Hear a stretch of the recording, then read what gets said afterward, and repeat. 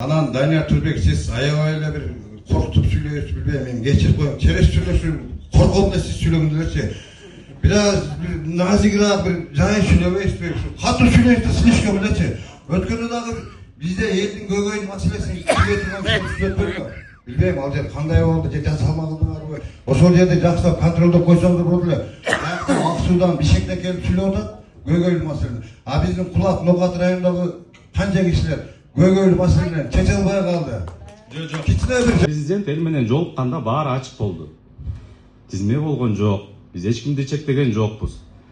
Залга батышынча эл кирди. Сөз жетишинче эл сүйлөдү. Биз аны тескеген жокпуз. Бул бир. Экинчи, тротуарлар боюнча мен аким болуп келгенден бери мен айтып атам. Тротуар Ноокатта проблема экен.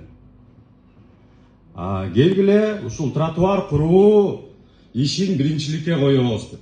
Мен элди да чакырып келип атам, бирок мен элге үйгөн жокмун, силер саласыңар деп. Биякта Ноокатта өздүк салым деп жол салганга акча чыгарып атпайсыңарбы? Туурабы? Кулатов да чыгарып атат да. Мен айтып атам, келгиле анда. Жолду асфальттаганга чейин биринчи жөө жүргүнчүлөргө жакшынакай шарт түзбөйлүкпү? Эгерде өздүк салым болсо, чыгаргыла өздүк салымды. Биз өнүктүрүү фондунан, республикалык бюджеттен жетпеген каражатын тартып, келгиле тротуар салабыз деп мен бул маселени келгенден бери көтөрүп келатам. Анткени балдарыбыздын баары тең унаа жүргөн жолдо мектепке барат, келет. Аталарыбыз, апаларыбыздын баары жолду асфальттап коебуз зымыратып. Машиненин ылдамдыгы жогорулайт. Элибиздин баары жолдун чекеси менен баса албайт. Казылган чуңкур, лай. Ошонун баардыгын тең келгиле биргелешип чечели деп мен ошого чакырып атам.